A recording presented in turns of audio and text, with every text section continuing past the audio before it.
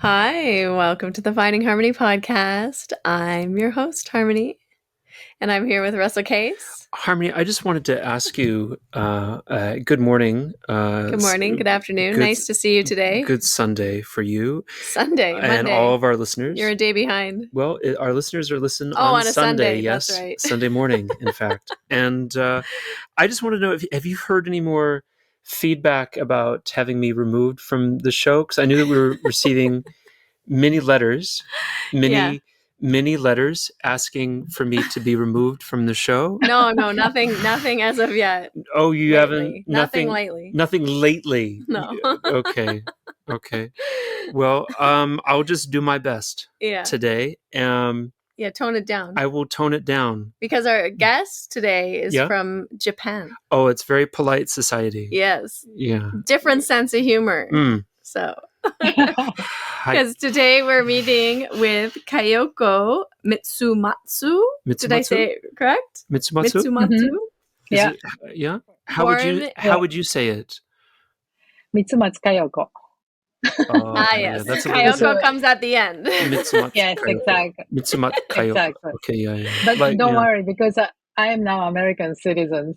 So. Yeah. Oh. Now you're in America only. Wow. Yeah, exactly.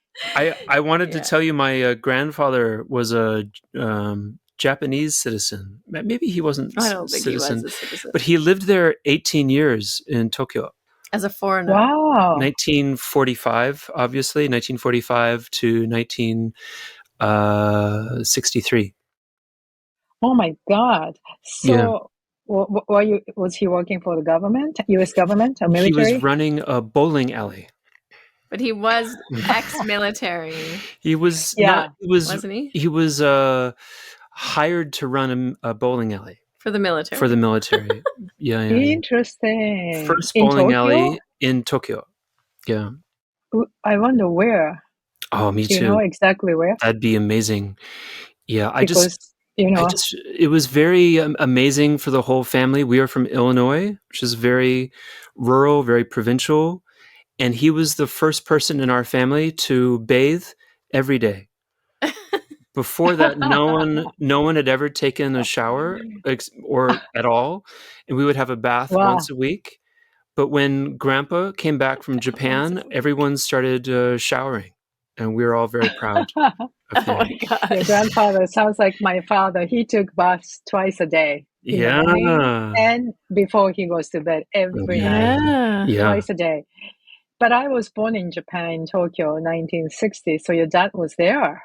We were there at the same time. Close by. Yeah. My other grandfather also was there from 45 to 47, but he was just a driver for the military. But Grandpa Lund, he was there 18 years. I just want to say, I feel like I read through your bio, and one thing that stood out to me was that your grandfather's home and business had been destroyed by the American firebombing, and it's a shameful thing. It's still, America is the only country to have dropped a nuclear weapon or atomic weapon on any other country, and it's a shameful thing. And it's we should always, I think, be mindful of that shame and apologize when possible. Yeah, thank you. But it goes both ways, like Japan did a lot of horrendous, inhumane things in Asia, which we still ought to apologize a lot. But of course, as a citizen, when you look at this war in Ukraine and other countries, citizens always are the ones who pay the price. It's not the leaders who are paying the price, right? So, and it's interesting because, my grandfather used to have very successful rice refinery business downtown Tokyo. Wow. And there he had employees, and he lost everything, right? With B-29 bombardment.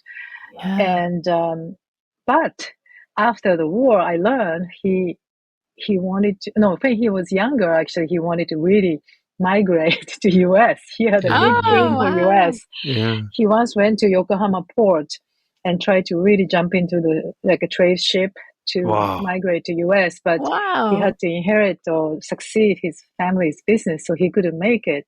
So when actually I really swore to become Japanese citizen in 2008, actually to be able to vote for Obama at that time, I really thought about my grandfather's dream. I felt like I'm finally realizing his dream. Wow. Yeah, that's amazing. Yeah. That's so amazing. I'm just to pause 1 second. Someone rang the doorbell. It's very unusual for people to come to the home. I would normally hide. I don't answer the door. And your dog is like, she's crazy now. Yeah. I'm sorry. Yeah, that's all right. But it's interesting how both of your grandfathers were there in the post-World War, when Japan lost the war, of course. Yeah. And like my mother still used to tell me, she's dead now, but how American soldiers gave them chocolates, right? When Japan was so poor. Yeah. After the war, we lost everything. Yeah. And but also U.S. MacArthur and Occupation Army helped Japan to rebuild. Yeah. So there was a lot of friendship also, and there were like fun. One thing I noticed personally that was quite interesting and also relates to your bio. I lived in Hanguke. I lived in Korea 1 year, and of course, even in '97, the feeling is quite strong towards Japan. The very personal enmity they have towards Japan. Whereas I lived in Taiwan, which is an important tourist destination for Japan, the Toroko Gorge. And the Taiwanese are very different. They feel very differently. They feel so much fondness for Japan and what they did to develop Taiwan. And they still have very, I think, romantic feelings towards Japan in the way that Americans have towards England. I think is maybe similar. Interesting. You said your father was born in Taiwan. That was very surprising. Yes. Yeah. Interesting. You mentioned that. So we have a lot of connection here. Because my father, actually my grandfather, my father's father was the head of like the government tobacco factory in Taiwan. I don't know how many years, many years. So my father was born in Taiwan in 1931. Wow. Way before the war ended. Yeah. And so they had very good life. My father loved Taiwan, and I used to hear a lot of stories of how they enjoy their lives. But then when Japan lost the war, everything was gone, right? They lost everything. So they had to suddenly come back to Japan. As a returnees, there was a term to use those people who came back from overseas after the war, and they were treated like second class. So my father, it's really interesting how that was, because mainland Japanese already a lot of things, and then everybody was poor. Yeah. And then here comes all these people who are overseas for any reasons, business or government jobs or whatever. Their status overseas didn't matter anymore when they came back. So I heard a lot of hardships that my father went through as a junior high school student. And also they went back to the family compound in Kyushu, Southern Island, very, very, countryside. And so he was like beaten up by the kids, everybody was like rough at that time. So he actually told me one day, if he had gone one more day, he would be killed. So he jumped on a train went to Tokyo. I think he was in junior high school still last year or something, and he had his aunt and uncle in Tokyo, so he just went there. And ever since he finished high school and college there, and but these were hard stories, but this generation, they don't want to talk about this. And I read this in his high school 60th memorial book. And I said, I just couldn't help crying, and I said, why don't you tell these things? And he said he couldn't even read the book because he couldn't stand to read the pain of all the other friends went through that they all wrote in this book. Yeah. So it's like that. And so anyways, and the interesting thing is like yesterday, my step grandson, Teddy, white kid, he goes to college in Oregon, and he loves Chinese and Japanese. So he's been studying Chinese for 7 years. And he just went to Taiwan for like 2 months for internship. And he was just telling me, like you were also saying, like how Taiwanese love Japanese. And so he really had a great time there, and now he wants to go to Japan with me next year. Oh, amazing. Yeah. That's nice. Do you go back to Japan every year, or have you? I used to. Yeah, I used to, but especially when my parents were getting old, they used to come here too. But, of course, during the pandemic, my father died during the pandemic, so I couldn't even go to his funeral. Yeah. So, and then Japan is still very strict. Yeah. I don't know if you know it. Even if you have family, you have to have a visa to go there. Oh, wow. Yeah, it's very strict. So we'll see. And you would be a Japanese citizen, right? No, I lost my Japanese you had to give it up to become American. Actually, Japanese government officially doesn't allow dual citizenship like many other countries do. A lot of people can continue to hold on to the passport, which I didn't. Right. So as a result, I don't have Japanese citizenship, which caused a lot of pain in the neck. Because as a foreigner now, you can't even open a bank account in Japan. There are a lot of restrictions. Wow. It's very strict. And now trying to go back to Japan, I have to have a visa. Right. I hope it will loosen up a little bit. Yeah. But COVID is still really bad there. So Your mother's there right now? Oh, she's passed away about 5 or 6 years ago. Yeah. Okay. And my father died also. So I only have my brother and my sister-in-law there. Yeah. It's interesting. My intention is to become a Canadian citizen. And I think about these things. You are. No. I am American. I see. Meguke? I don't know what they call it in Japan. American, but Beikokujin. It's close. It's close to Korean. Close to Korean. Yeah. It means a beautiful land person in Korean. Rice. Oh, that's right. In Japanese also, it's somehow Beikoku is like a rice land. Rice land is country. Nice. Yeah. Rice country person. Versus in Korea, they call us a beautiful person. Beautiful country. Yeah, a beautiful land person. Yeah, that's different. Yeah. Rice country person. Yeah, that's amazing. I grew up in New Orleans, which is rice country, so that makes interesting. That makes sense. Yeah. Actually, my husband is from Louisiana, half Cajun, half Lebanese. No, Lebanese Cajun. What part of New Orleans proper? No, Eunice, Louisiana. Eunice, yeah, I know the Eunice. Yeah, I'm from Slidell, which is a little north. Oh, yeah. Oh, yeah. Are you Cajun too? No, I'm white. Yeah, very, very white, very Swedish, kind of a little Jewish. Swedish. Yeah. But Cajuns are white too because they're French Canadians. Yeah, French like Acadia, right? Spanish, Acadia. But French, Spanish, black. No, that's Creole. That's Creole.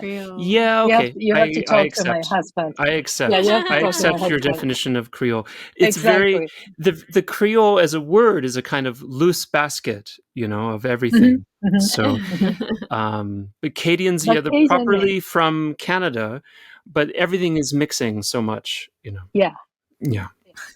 It's another side. Another side. How did you meet your husband? From Louisiana. Yeah. In India? You met him? No. Good question. No, I met him in Los Angeles. Nice. Okay. Through my first husband. Wow. Yeah. I met Harmony through her first husband. These things happen. Sometimes things happen. Yeah, exactly. So my parents were actually at my first wedding here in Los Angeles and met Ken, my current husband. Yeah. And when I was going through my divorce, he was my only a really great friend, and so that's how. Nice. Yeah. Oh, that's very nice. Yeah, it's been over 20 years now. So yeah. Wow. And I inherited his son, his daughter, and now I have 5 grandchildren. That's amazing. Amazing. Yeah. Amazing. Yeah, so the life is very full. Yes. Do you want to let the dog down? She's going to bark now. Do you think she's okay to come down? Maybe. Okay, you guys keep talking about Buddhism. I'll be right back. Yeah. Well, why don't I'm going to read a little intro about you, because some people don't know who you are. Exactly. So they're like, who is this Kayoko that's speaking? So you're born in Tokyo, 1960, when the country was rebuilding after World War II. You moved to Osaka at the age of 13. I visited Osaka once. It was very beautiful. And then you were working, you grew up after you graduated, you were working with the Japanese National Public TV. And somehow, you can tell us how, I think you moved to London, England. Were you living in London, England as the ambassador, right? The not the ambassador. Attaché to the ambassador. Yeah, exactly. And making documentary films for Japanese television. Is that all correct? Did I get it all right? Yeah, I didn't make documentaries when I was in London, but after I moved to Los Angeles, I started again because that was my profession to begin with. Yeah. So you're making the documentary films in Japan for the Japanese television, and then you got a new job in London. Yeah, that's it. Amazing. Right. And then how did you get to LA? How did you move to America and become an American citizen? So I met my ex in London, who was also a TV producer there. So, and he was going back to London. I had no intention of going back to Japan. When I left Japan for England, I told my mother that I'm not coming back here forever. I was so mean. I had it. I had enough. Yeah. So I packed everything and I somehow sent everything to England. And then I decided to move to LA because it sounded interesting. So I actually applied for UCLA film course, like a graduate school program, which I didn't pass. I didn't pass anyways, but I moved here. And because I already had a career with NHK, Japanese public television, before I moved to London, I told everyone that I'm doing independent work. Yeah. So people started asking me to do independent producing and, coordination, research, directing. So I did that about 25 years since I moved here. Wow. Incredible. Yeah, we covered a lot of stories. Yeah, I went to Canada a couple of times too. Oh, cool. Yeah. What was it? Was there something specific, like growing up in Japan, that made you want to get out of Japan, get out of that culture, and like never return? It sounds like. I think it's the sexism. Yeah. Well, let's hear from. Yeah. So, to make it very simple, I always growing up, like my mother especially make me do dishes, whereas my brother was always like okay studying. Right. And like during junior high school, so my brother went to the best elementary school to begin with, whereas I went to like a local public school, right?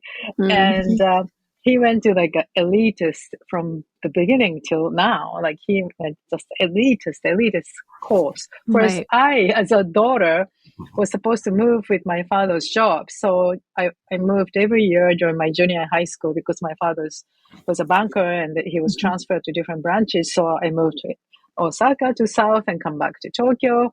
I went 3 different schools. And so I always thought, we had a very different life, my brother and my sister, myself, only 2 years difference.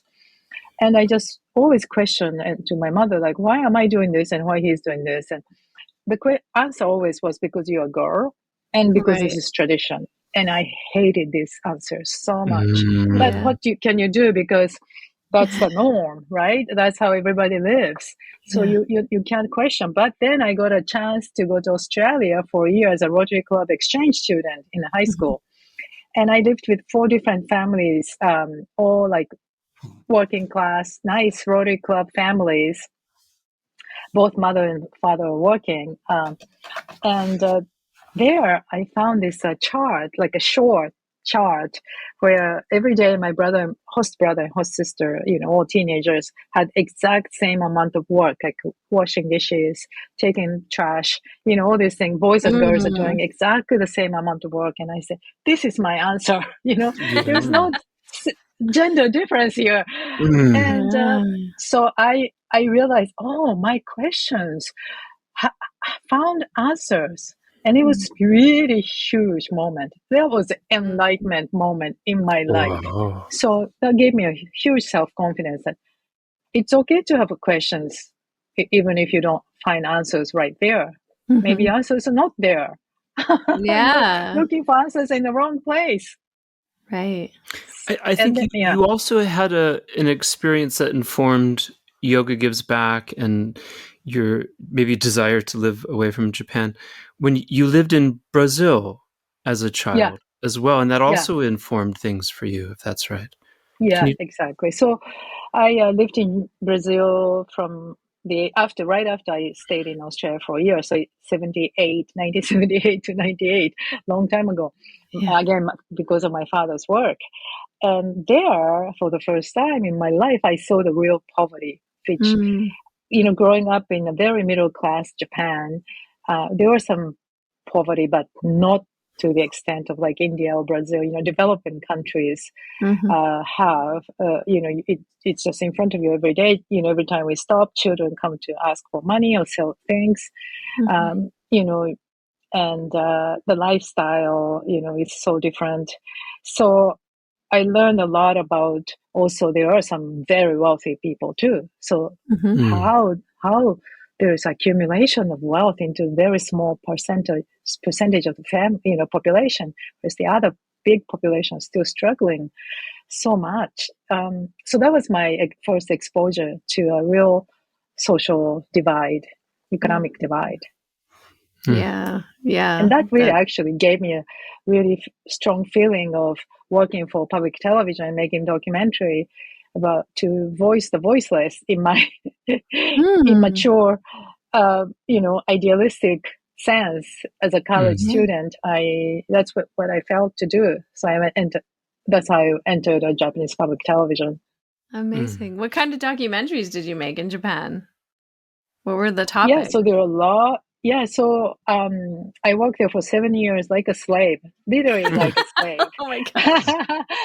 It's because you know how Japanese people like to work. I think the culture is changing today, but it was before, even when I entered there, equal opportunity law for the men and women was still not ratified by Japanese government. Wow. So as a woman employee, I had a time card, which is different from male employees. I could only charge my over hours up to certain hours every week. So I had to volunteer. I had to work unpaid so many hours every week. It was unbelievable. Wow. So anyways, that is slave Can you wage. imagine? It was 1980s, early 1980s.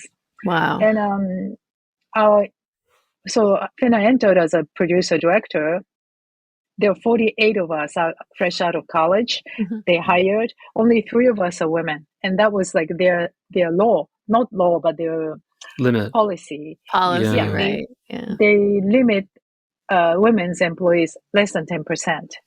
Wow. Can you imagine that? So that was so I entered to the workforce. Like it's a very liberal place to work. It's a journalistic, very liberal place, but culture is very sexist. I was surrounded by sexist guys, and they taught me a lot. So I have to be very grateful for all my colleagues, but it is a very sexist culture.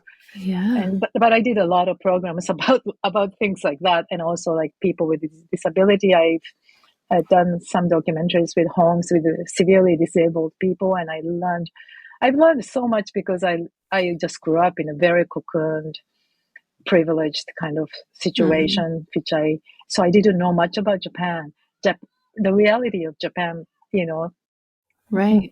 Yeah, so I have learned a lot by making documentaries and meeting people all over the country, and yeah, amazing. It must have been very, like, to see. It's so interesting when you leave your culture and like go into another culture and then look back on your culture from that new lens. You notice things even more sometimes because, like you were saying before, your mother would just say, oh, well, you're a girl, that's the way it's done. And if you have no reference point that it could be done another way, you just accept that as like, oh, okay, well, this doesn't seem fair, but I guess this is how it happens. What other option is there? And then when you get a different lens, you realize, oh, wait a second, it doesn't have to be like this. There's other places in the world that aren't this way. It's exactly right. And that's what you said, Harmony. That is so important, isn't it? Mm-hmm. In like today's world, when there is so much divisiveness, and I keep thinking, as a human being, to be able to imagine the other side or think about outside of your own box is the most important kind of quality we should all try to grow within us. I think the lack of imagination comes from being indifferent and being ignorant, and then just stick to your own standards, own value systems, and then you never get out of your own cocoon and find out there are other values, other point of views in this world, in this life. So, and I think that's the only way we can bridge each other. To have imagination. I love that. Yeah, the imagination, the empathy kind of go together. Exactly. Well, it's so interesting how we get from you as a film producer and a young Japanese woman making films, spending some time in Brazil, to now being the organizer of something like Yoga Gives Back. And it seems like the epic story of your life, so to speak. And so I'm wondering if you can talk about how that initially started for you, that you're, say, maybe in London, maybe in LA, I'm not sure, and something starts to shift where yoga becomes important to you. Yeah. I'm sure, you guys and a lot of people who love yoga can, appreciate and share the same feeling how yoga changes your life, right? And this really happened to me. So in 2006, I always loved exercise all my life. So I used to practice like Taekwondo here even before I started yoga. And I'm like a kind of addictive personality, like all the Ashtanga practitioners. So I studied 5 years it's a Hollywood style Taekwondo, but I got black belt. Wow. And then in LA. In LA. Okay. In my Hollywood 30s, style late black 30s. belt. That's amazing. Yeah. And then I got kind of disappointed because I was looking for like spiritual growth within myself with this very physical practice, which I thought they might teach me, but which I didn't learn. So I was looking for something always. But anyways, with my job, I was doing a documentary in 2006 about social entrepreneurship and microfinancing. So I've learned so much about Dr. Muhammad Yunus, who won the Nobel Peace Prize in 2006 for his revolutionary microfinancing. Yeah. What was his name again? Dr. Muhammad Yunus from from Bangladesh. Okay. He's amazing inspiration to me. And basically I learned like with $10 a month, you give it to a woman in the developing countries, they can start their own business instead of being at the bottom of the ladder always and being taken away, exploited by middleman as a shark, So I learned that the whole revolution of bringing, uplifting the poor people with small loans, which traditional banking never does, right? Never has done, because you need collateral to borrow money. So if you're poor to begin with, you can never get loans. So that's the big, magic or revolution with microfinancing. So I learned that. And I was doing this documentary. I come back to LA. I started practicing Ashtanga yoga and I'm feeling great every day, sweating and feeling happy. And I realized one day I was spending like $10 a month or $10 a class at that time. Yeah, A class, and $65 for nice pants. Yeah. It would be $200 today. Yeah, they'd be exactly double that at least. Yeah, definitely double. Yeah. So, and a lot of people feeling great and everything. And there were a lot of charity classes for HIV, breast cancer, animal rights. But there was nothing that really focused on poverty issues in India. And I had never been to India, but because of this story that I did with the microfinancing, I knew that India was kind of need. India was also a place where microfinancing was growing, with huge poverty issues. So I talked to my teacher, Ashtanga teacher, about this idea of how about doing something of giving back to India.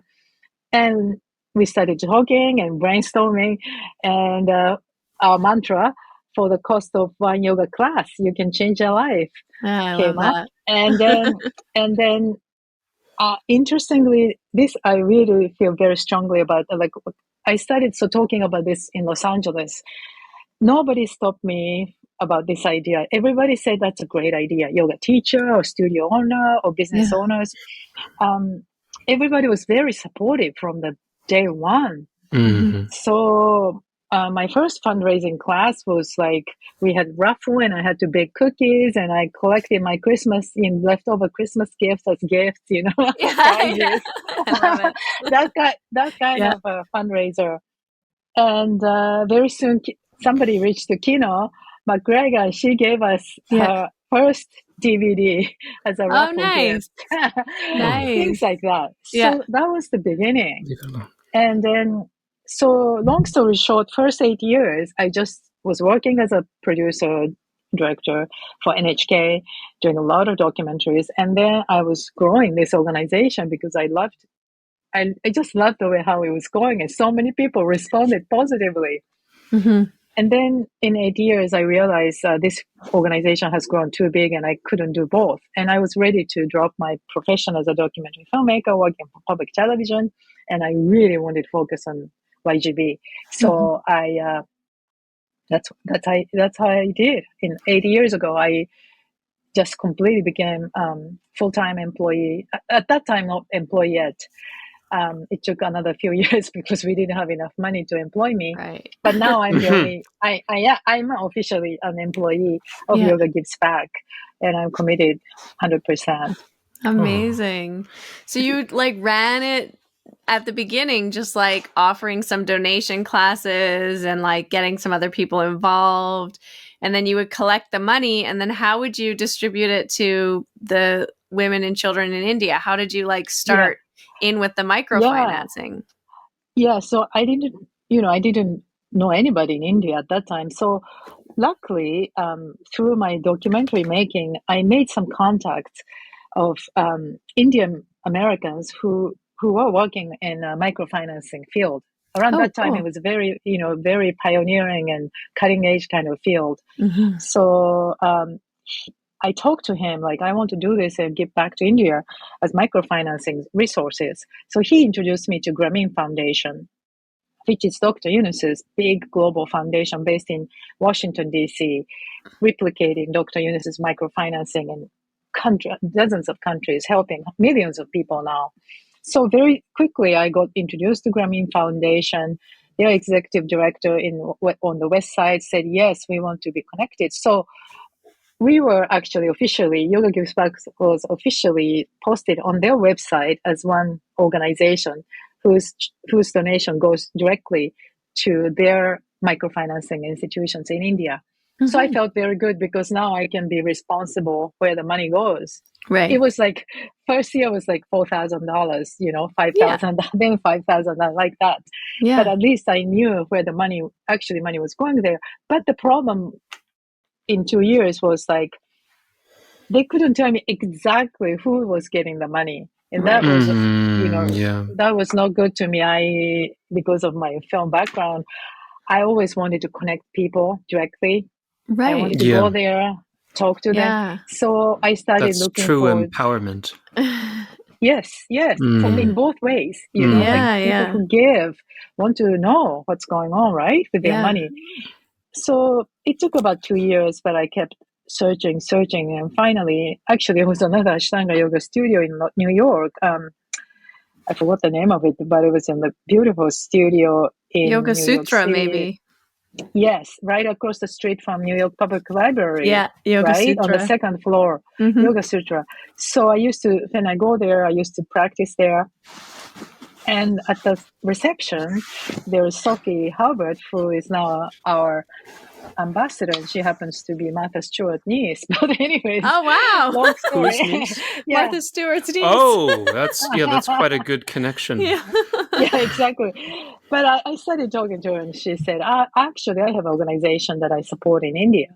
So you should, and I have some contacts. You should talk to this lady. You should talk to them." That's the beginning of how I got in. Really, that was really a breakthrough for me to get connected to the really trustworthy two NGOs, non-governmental organizations, one in West Bengal, one in Karnataka, outside of Mysore. yeah. And they are the organization we have developed programs over the years, over 10 years now. And I love the leaders of these organizations. They are like my spiritual gurus. Nice. Oh, they really commit themselves. Their lives are totally into empowering really underserved communities. Yeah. Incredible. They're also doing the microfinancing then? Yeah, in West Bengal, yes, but in outside Mysore, it's more like orphanage and scholarship for education and women's like a girls' home kind of things. Right, a girls' home. Yeah, yeah. It's amazing. My mother started a business in the 60s. She was making. She had a pillow company and a pillow factory, making giant hippie pillows. And for whatever reason, they struggled to get loans from traditional sources, from banking sources. And so instead, they went to these predatory loan organizations in Chicago. And as it turned out, they were run by the mob because the intention was to exploit people who came to them for loans. And then the loans were 20%. And even though the company had a big success, my mom got the pillow on the Johnny Carson show in 1968. And then there was Johnny Carson and Ed McMahon, and they were bouncing on the pillow. And it was very exciting. But when they came back to Chicago, the mob came to them and threatened violence to get the money back. And of course, they didn't have the money because it hadn't quite started production in a big scale. So they took the company instead. They took it over, and they tried to make all of the money themselves, which was the idea from the start of the predatory loan. And this was happening hundreds and hundreds of times throughout Chicago as a kind of scam. And it's amazing just how, that of course wrecked my mom's early professional life. Yeah. One of many times her life was wrecked. But it just strikes me that how often vulnerable women can be exploited when they're trying to start out with a company with a great idea, with a purpose, and then they become abused in the process. Yeah. And I think it's not just women, in this situation, like both men and women who doesn't have backing, right? Collateral or backing. Traditional banking just didn't give any chance to them. And that's the way how the society works for long, maybe even today. Like they're supposed to stay at the bottom of the ladder, right? Yeah. And even in India, actually in Chicago, I did a documentary, so I know south of Chicago, where it's predominantly Black population there. That's right. There is a company, microfinancing company, who started microfinancing early on. I forgot the name of it, but it was very impressive the way how they did it. So maybe it was after your mom's time, or I don't know. Yeah. But these loan sharks were the problem within microfinancing too. Around 2010, these people took advantage of illiterate farmers, and they made it look like microfinancing. But interest rate, you talked about 20%, but they were charging up to 75%. Oh my 75%. gosh. Oh. And there was a suicide among these poor farmers in India. I remember this. And I so, remember this story, Kayoko. Yeah. Yes. So the government have to intervene and regulated the interest. I think the maximum cap was set to 24% or something like that. But there was a big scam. So I was glad I didn't actually work with microfinancing for-profit organizations, because they saw that as an investment opportunity, right? We worked with an NGO who didn't charge interest, but they wanted to use the system to uplift the poorest women, and they charge, we worked this together. They charge 50 rupees a month, not as an interest, but as a savings requirement, so that they save 50 rupees towards their daughter's future education, which is much better than charging interest. And we supported the administrative cost with our funding, and like you guys all supported this. So we are now supporting about 550 women now. Yeah, that's incredible. Yeah, that is such a big problem actually in India, is the loan sharks, that it's not just the farmers, it's all kinds of poor people. If they don't have money to pay for things like food or clothes or rent or whatever it is that they might need, they borrow the money from these independent loan people, because the bank won't give them a loan or a line of credit or any kind of income. And then when they do get the money and the job, they spend like all of that money trying to repay the interest basically, and they never repay the principal. And they're just indebted for life to the loan sharks. It's really a crazy, crazy system. It doesn't sound too different from the American education system, a little to bit. be honest. Yeah, that's true. To take an 18-year-old and to sign them up for $100,000 loan seems insane. Yeah, it is. But at least the interest is a little bit more manageable. The interest is compounded into the principal every year. Yeah. And so when I was done, my original, $55,000 loan became $100,000. Yeah. It's quite amazing. normal. Yeah. But this is exactly why microfinancing, when it's done properly, is a huge, tool to empower people. Yeah, it's helpful, and also giving, like you say, giving people the skills to create their own income, and then hire other people to, and it's been proven over and over again that when women become business owners and you give money to women, they hire other women and they support their families and their children, and like the money goes to the support of the family and the community. Exactly. In a much more expansive way than when men are in charge. It's I true. hate to say it, but it's true. My mother's company hired all women. That's really true. Women hire other women. It's just the way it goes.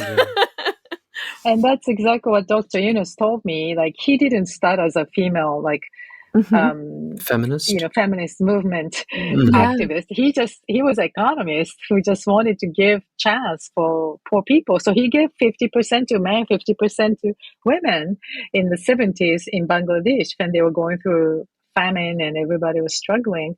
And like in 10 years, he discovered that if you give money to women, they, like you said, they use it for family and not for themselves. But if you give it to men, they use it for drinking and gambling. Yes, so that's tended to be true in my case. Yeah. That's why microfinancing became like women's empowerment tool. But it didn't start that way. Yeah, that's a fascinating experiment. Yeah, exactly. Yeah, it's incredible. And also one more thing, while talking about microfinancing, I want to emphasize the importance of creating a small group of peers like this. Like imagine like in a rural village of India where women most of them don't have education. They were supposed to stay inside the house, do the chores, take care of children. Suddenly they have this peer group to make candles or to do whatever together. So they become the real self-help group. And this empowerment, they can talk about domestic violence. They can talk about any issues. And they have been helping like child marriage or human trafficking and things like that within the groups. So I have seen that is another huge bonus. And Dr. Yunus also talked about that in his book. Yeah, that community support. And then all of a sudden you're outside of the home. So you're not like alone in the home doing the chores with maybe one other person. But now you have a community where you're able to talk freely because it's all women.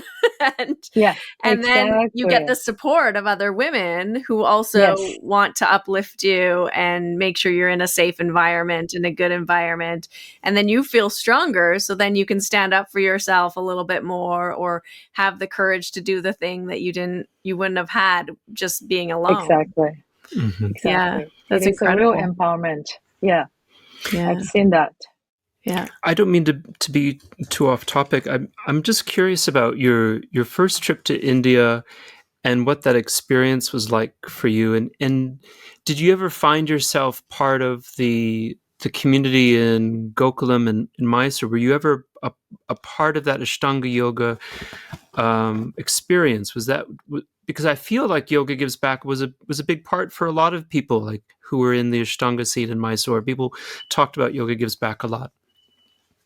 That's so nice to hear. Well, actually, I myself have never been a part of Gokulam community. I have visited there many times to solicit Sharath to become a sponsor and things like that.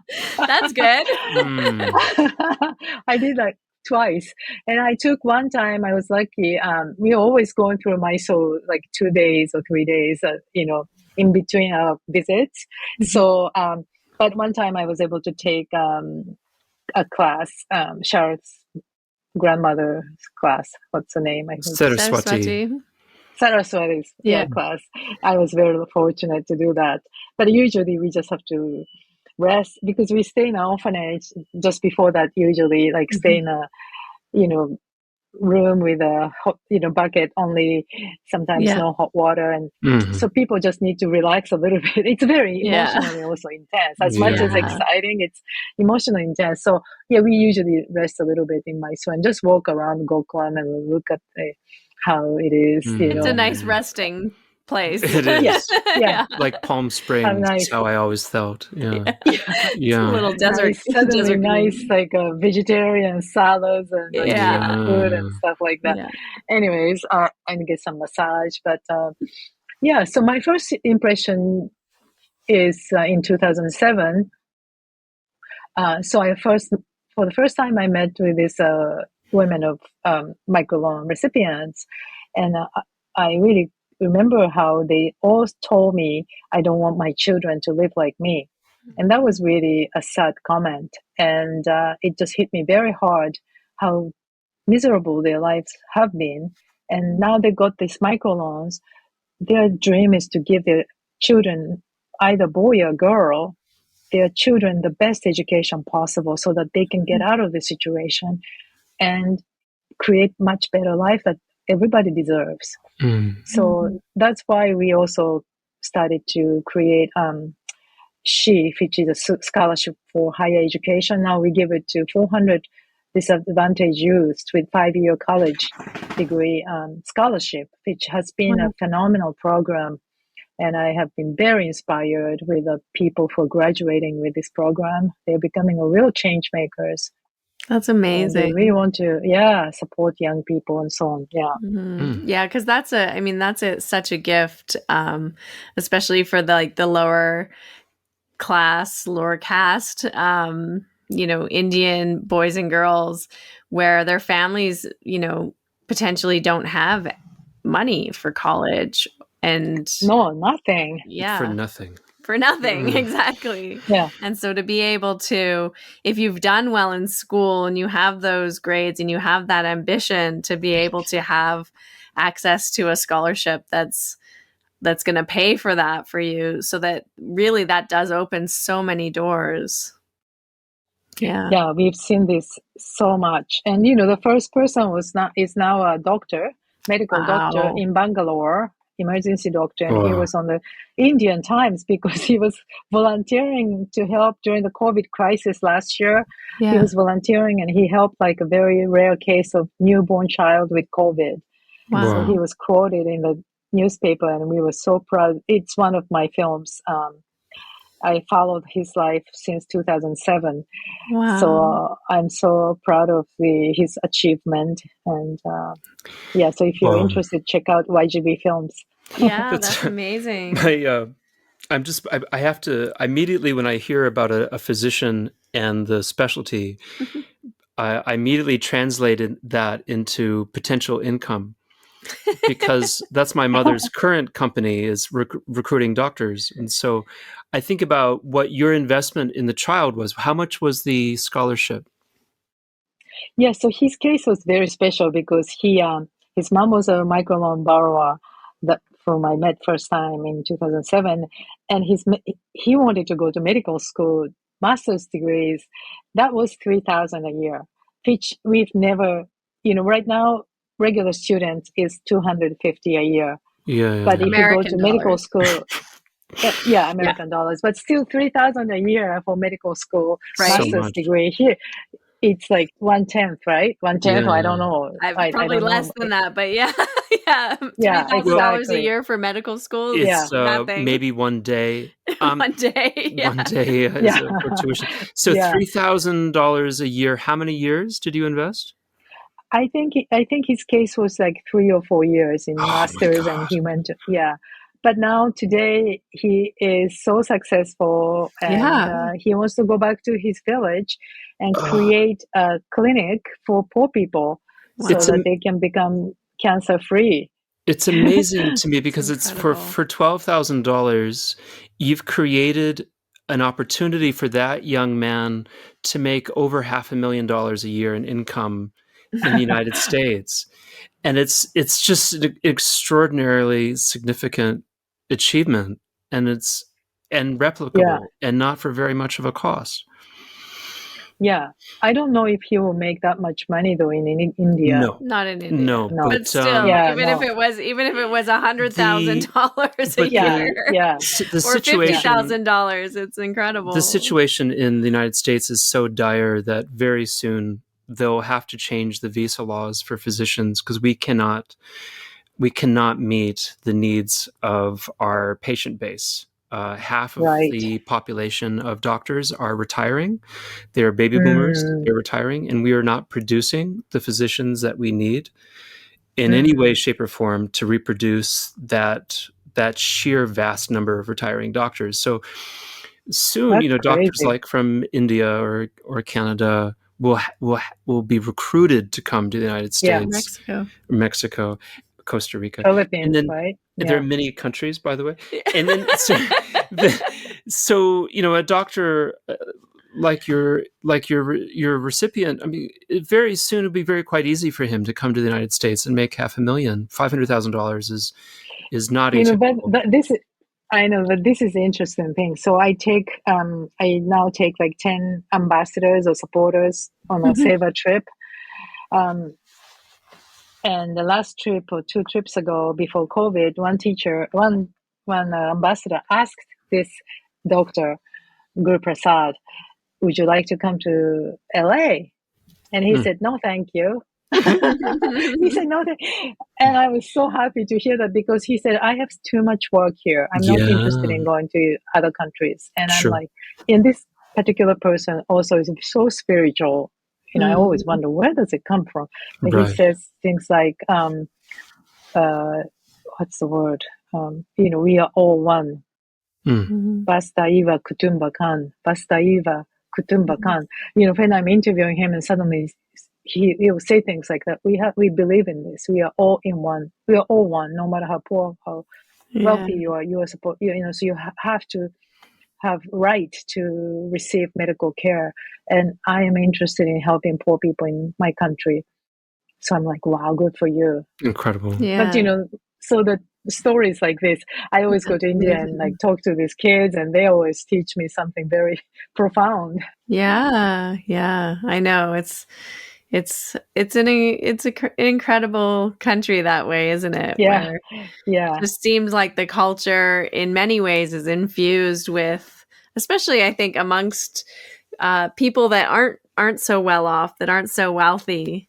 It's like the spiritual life is their richness. It is their wealth. yes, And it's like the one thing that they have that really like keeps them going and keeps them, hoping and like existing. And it's just such a rich spiritual life and experience because the wealth isn't there in other ways. It's not, being filled, that hole, I guess, inside of human beings isn't being filled with stuff. Right? Because there isn't the money for the stuff. So it's being filled with that energy, with that connection, with that deep, deep understanding of life and humanity. And it's powerful to connect to it and with it when you're there, which is connecting to those people.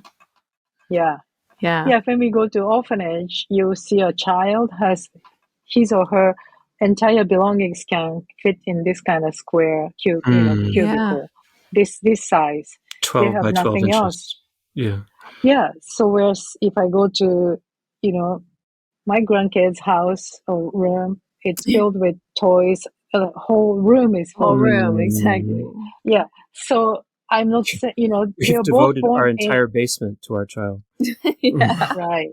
Exactly. And you can't blame children or, this culture for that because that's the culture, right? But when I think that's again, it's very important to understand other cultures who can live with this, not culture, but the situation where the child is only available, he can only own this much, but he is happy, he is healthy, right? He is healthy and happy. And so, and you learn so much.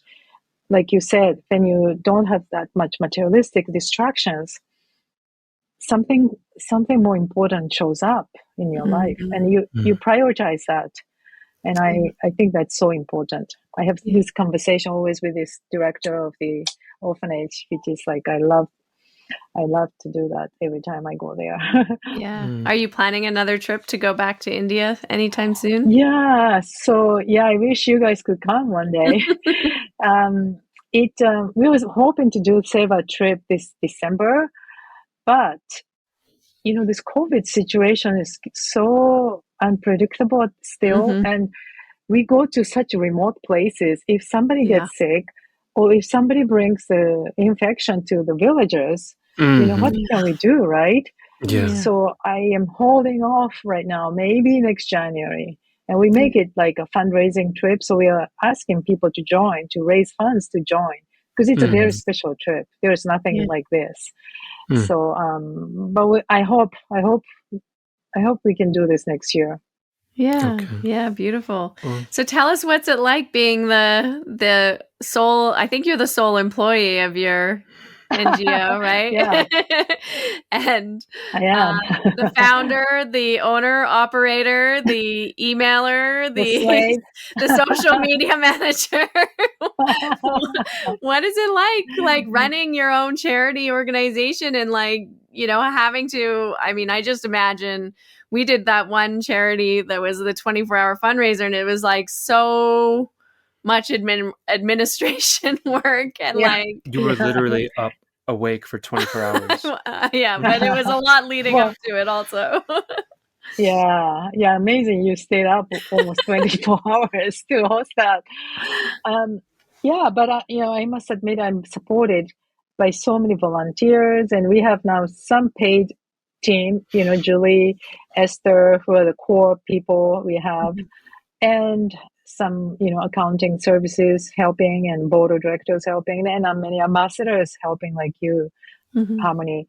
So it's not like I'm doing everything by myself. This branching out effect is all thanks to you guys. Like this show, I'm getting so much support. I'm so grateful. So like doing administrative things and marketing things definitely takes time. And I try to rest my brain during the night, which sometimes becomes difficult, but I try to. Yeah. But then yoga practice helps, right? Meditation helps. Physical exercise definitely helps. But in general, I'm just so happy that I'm doing this. I'm so grateful. I just feel blessed that I found this life mission that I'd like to continue until my last breath, if my brain is functioning properly. At some point, I have to pass this on to somebody, but I'm 62 now, so I think I can do at least 10 to 20 years, Yeah, maybe. for sure. Right? You have a lot of vitality, a lot of yoga practice helping you. Pranayama, Exactly. meditation, you're That's doing all the true. things. Yeah. But yeah, so it's busy, but just like everything else, I guess. So it's nothing special. It's just, I just want more and more people to join us and understand that this is part of very important yoga practice. I never knew like some things like this when I started. I didn't know the word karma or seva when I started. I learned later on that, oh, that's what it is. But if you benefit from yoga practice, I think it's just natural that you want to give back. Yeah. Because how can you be so healthy and happy all by yourself, right? It's true. It's true. It's like the bodhisattva vow of coming back and being reborn until all beings are liberated. And you were born Buddhist into a Buddhist sort of family, right? Yeah, like just like any other Japanese people. Yeah. We are just born like Buddhist and die Buddhist. So we are born as Shinto, and I don't know. Basically, growing up, I just go to temples during funerals, and I meet monks only at the funerals, and they say things that doesn't make sense. So really, because you can't understand what they're reading, like sutras in the archaic Right. language, you don't understand what they're saying, and their sermons are not really understandable a lot of times. And so it was like very hierarchical and very patriarchal kind of situation. Whereas that's why I'm so grateful for yoga too. Since I started yoga practice 15 years ago, I met teachers who teach me Buddhism, and now there are so many online classes. Like I try to take this like Bodhisattva course I'm taking Yeah. this summer. It's still very deep and I don't understand everything, but at least it opened my eyes and heart what they're really teaching me. And why didn't they, like I was so disappointed. I didn't know that we all have Buddha nature within us. Just like Hinduism talk about Brahman and Atman, Yeah. Buddhism also talk about this. And so we have something good in ourselves from the beginning. So we are supposed to strive to live up to it, right? Yeah. But why we didn't learn things like this is most important thing when we were growing up. I never knew this until recently, like 5 years ago or something. Yeah. It's always deeply radical when a church speaks in the language of the people and not in the esoteric language that is impenetrable to the people. Whether it's Latin or Greek or what have you, or Pali high English, or Pali. But when you make a concerted effort to speak in the language of the people who are listening, and then truly you are creating a more beneficial society. You're not just exploiting a society. Yeah, that's right. That's why it's radical, I guess. You make it contemporary, right? So you have to make a decision what to say and what terms you use. But that's the only way to get message across. Yeah, and I like that. I guess analogy or that similarity between the two things we're talking about, where one is sort of ritualistic and then one is like embodied and felt. And I think our yoga practice can also be like that, right? It can be like very ritualistic and separate and isolating of ourselves, or like divorced from culture and society, or it can be very much embodied and a part of culture and a part of our lives and a part of society and a part of like making the world a better place and giving back to people who really like are in need, especially from the country that the practice you're doing is coming from. And I think that that's so important to really embody the teachings, embody the practice. And that's a lot more than just doing Surya Namaskara or, chanting some mantras. Like, that's not going to help you. That's not really what the yoga is about. It's not transformational. What makes it transformational is that it's transforming you, which is transforming society, which is transforming the world, which is, bringing everyone along, right? It's that bodhisattva nature. Like, you're uplifting everyone, not just yourself. And so I think you're the ultimate bodhisattva. We'll see. Bringing all these beautiful people with you, and also inspiring so many yoga teachers I know, like myself and many, many others that I know are a part of your ambassadors, your team of ambassadors. Without your heart and your inspiration and your just like constant energy for the mission, which I know is challenging to, stay so consistent with that energy and that output, to keep that vibration high. It's so inspiring that, we, of course, you say, we're also uplifting you and sharing and everything, but it's definitely a two-way exchange, because you're sort of the heart of the mission, in so many ways. And so it's really motivating for all of us too to get behind you and help support this cause, because it's so important. Yeah. I appreciate that. I never thought like that, but nowadays I'm getting a little bit used to be the face of the organization, because maybe if it's easier to associate with the mission, I don't mind anymore. It's good. But like, to me, having like you guys, so many people who supporting me and our mission is like my really bonus feature of Yoga Gives Back. I never knew when I started. I had no idea, right? And then year by year, like if I go somewhere, like, oh, I have an ambassador there. Like if I go there, I have a teacher I know. So I have brothers and sisters everywhere now, thanks to Yoga Gives Back. And just like yourselves, because this is such a selfless mission, people who come to us for that purposes, not to become like a celebrity, right? Right. You have celebrities coming to you to want to be a part of your mission. We hope so. Yeah. No, you had so many great people, like in your last event, online event, Belinda Carlisle, who was amazing. Fantastic. One of my childhood heroes. I know. And right?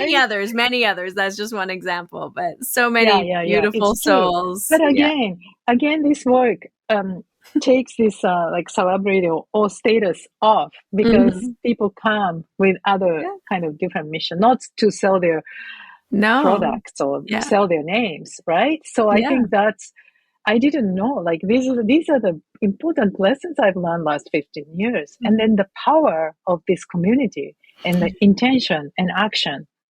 Yeah, it's incredible.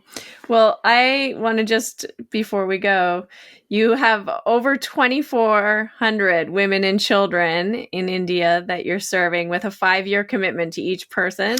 Wow. And then you have the Sister Aid program, which is providing microloans to 550 mothers and primary education to 600 young girls or abandoned children. That's incredible. And some of your recent projects are creating menstrual equity through the PAD project. Can you talk a little bit about that? Yeah. So if you remember, the PAD project received the Oscar award as a documentary, and the tagline was "Period should end a sentence, not a girl's education." And I was just so moved to watch that. And so Melissa Burton is a founder, and she's a high school teacher here in Los Angeles who started this project. and did a documentary. So one year we gave them Namaste Award at the gala, and that's how we connected. So ever since then, I really wanted to bring that project to our villages, because one of the first visits to India, I was very struck with the reality that girls and women are using rags for during menstruation, and the girls stopped going to school because there is no toilet. And I remember, like, as a young, junior student, when you have heavy menstruation, just carrying pads in the bag, and so the boys don't see, like, these things are very complex issues. But the girls even don't have toilets. So they don't go to school, which we understand, right? And they're using rags. And one girl was stabbed because this bloody rag was played by the rats on the street, and they are, treated very impure. It's like a taboo. And so this girl was held responsible for this bloody rag, and she was stabbed. And I hear all these crazy stories. So it always stayed in my mind. So when I found about the PAD project, and we created a relationship, and then luckily, miracle happened. Somebody came to them and saying, we want to give grants for the PAD project at Nishta, which is where we work in West Bengal. So they contacted us and said, let's do something. And we had, like, with a funder and grant, give grant organization, we did some meetings, and it took 3 years because of the pandemic. Everything slowed down. But now this April, we finally sent 2 machines, and 20 women from our microloan program are trained to produce their own pads. And then our girls, who are very good at designing, they already designed the packaging. So they already have a packaging and everything. And our goal is to make this into a sustainable, profit-making social enterprise. So this, village women have factory. They can produce their own pads, also sell it to Calcutta or national market. And it's a biodegradable, affordable pads. And then so the girls also can use these pads. Hopefully toilets are built by soon, but that's another project. We can do everything. But and then hygiene education is very important, because this will reduce like 50% unnecessary gynecological diseases if they use sanitary napkins. So that's very empowering. That's amazing. That's so good. And you also have a new program called Project Shale. Am I saying it right? Shali in Karnataka, which is offering special education assistance to help 800 poor rural children catch up on their education after 18-month break because of the school closures, right? Due to the pandemic. That's incredible. And the government schools, India well, they're very poorly funded. So the teachers come back, and all these small children, they lost reading abilities, algebra, all the skills, because the parents either died of COVID or they were too poor to take care of kids, right? So the poor kids were just roaming around the village. They lost all the skills. So we help this program. I was very much aware of our own privilege during the pandemic, when we were spending our extra money, which most families don't have. We were spending our extra money for tutors, math tutors and French tutors for Jediah. So during the entire pandemic, he was speeding ahead in his skills. And while most children who don't have tutors, who are just sitting at home, they're behind. And I was like, this is an example of what privilege does and how it creates an equity gap between children. And then I think Harmony will mention next is the digital divide.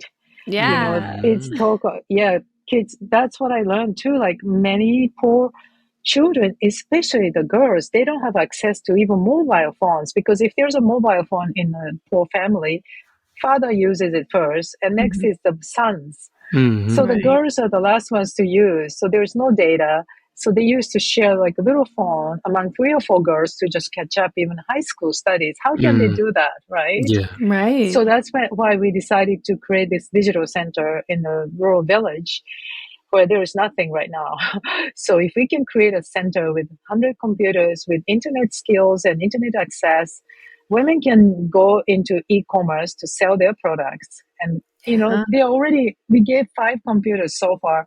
And the girls are helping illiterate farmers to apply for government assistance, for example. So it's a ripple effect is huge. So that's we hope to make incredible. it happen. That's the Women Rise Digital Center. Yeah. And it's providing access to computers, internet, and skills training for 5,000 underserved girls and women. Exactly. Incredible. That was one thing, I think that you brought this to my attention during one of the fundraisers, that there was like farmers or like certain women or certain groups could apply for certain government like, I guess, bursaries or things that the government was doing during COVID, but nobody had the internet or the computers or the skills to apply for the loans that really needed them. And so then again, the people who don't have that access to those things don't know. They don't get the access because they don't have the access. Exactly. So then it's like the poor just keep kind of getting left out and overlooked, and the funds aren't helping them anyway. Exactly. So always the poorest are the last to be served, unfortunately. But we can change it. And you're actually doing the work on the ground to change it, which is incredible. It's so inspiring. With your support. Yes, with our support, which brings us to the next part. Is how can people get behind all of these wonderful projects and your mission? What's coming up for you and the different fundraising events or things that people can help support? Yeah. So of course, if you're a yoga student or yoga teacher, you can always create like a fundraising event. It can be like tea party too. Just get together and just raise some money, to give back. Just give everybody, if everybody gives one class fee, which is 25 to 30 these days. Look, if 10 people gather, that's $300.